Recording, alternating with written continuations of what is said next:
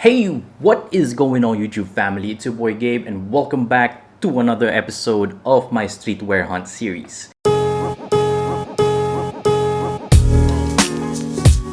Sa mga hindi pa nakakaalam kung ano tong series na to, this is where I feature and do a little bit of review of our local streetwear brands. So, last episode, I featured 6 Supply Co. So, ito yung t-shirt na binili ko sa kanila and I also bought another one called yung Fame t-shirt din nila. And if you guys want to watch that first episode, I will put links in the description box below or I will put it somewhere up here. Now, moving on to this episode, i-feature ko naman yung brand called WE DROOL. So, I bought this item a few days ago. Before we continue, I would like to shout out the whole team of WE DROOL, Sir Ton Infante. Maraming salamat. Alam ko nagkaroon tayo ng problema with the shipping because of what is happening these days. Pero I just wanted to commend you guys because napakadali niyong kausap regarding this issue. Maraming salamat, sir.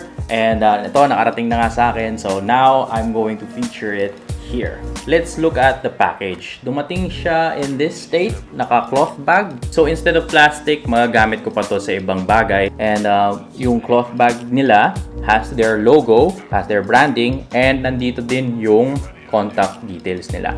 This is the packaging that came with the cloth bag. This is definitely leveling up how our local brands package their stuff. I really like this. Very creative. Good job, Sir Ton.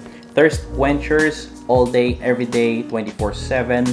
Never not hungry. So, kinoconnect nila yon sa pagiging hustler mo, sa drive mo, sa going after your dreams. So, this is their message dito sa line na to. Now, enough with the box. Let's proceed to the actual t-shirt. Time to see this. Ngayon ko lang siya binuksan.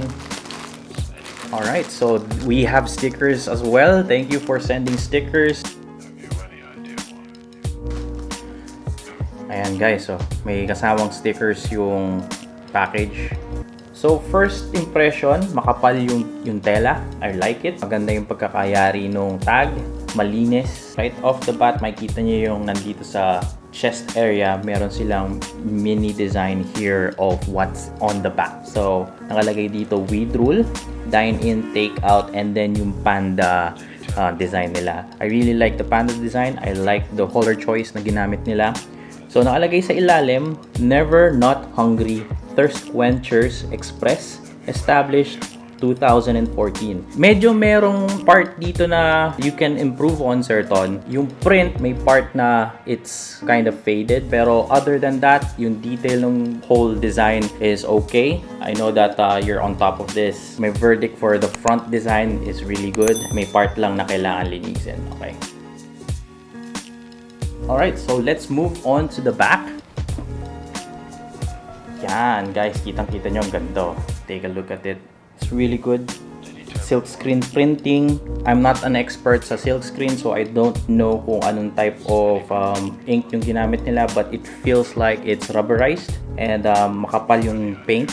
It looks like the paint is really set in there. Hindi siya agad mag-fade in the future. The whole t-shirt really looks cool. I really like this. 100% satisfied ako with what I got.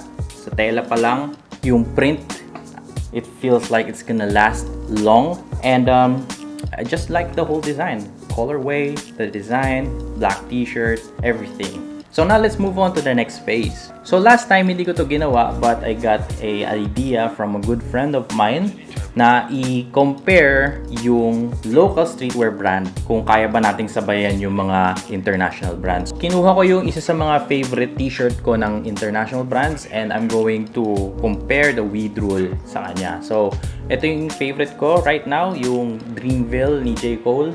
This is from the US. And right off the bat, pagka hinawakan mo yung tela nila, parehas. I can feel that yung quality ng tela magkasing level with each other. To the touch, I can feel that mas makapal pa nga yung WE DROOL. Now, when it comes to the print, yung sa Dreamville ko, medyo nagka-crack na siya. If you guys can see it. But, it's still intact. Hindi siya nag-fade. Hindi siya nag-chip. Now, let's see compared to the printing ng WE DROOL. I don't know if seeing it makes a difference, pero when you hold on to it, pagka feel out mo siya, it feels the same kasi nga silk screen printing din to eh. So, feels that wala namang pagkakaiba. What's the purpose of this? Pinapakita ko lang sa inyo na kaya nating sabayan ang international brands. Our local streetwear right now can definitely be up to par with the international streetwear brands din.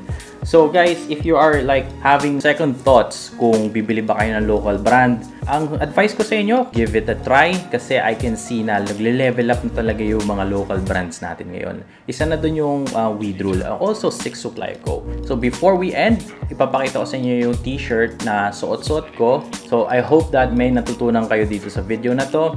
If you like this video, hit that thumbs up button, subscribe to my channel, and turn on your notifications para hindi nyo ma-miss yung mga susunod kong videos. This is your boy Gabe, and this is another episode of our Streetwear Hunt series. Stay tuned for the next one. Peace!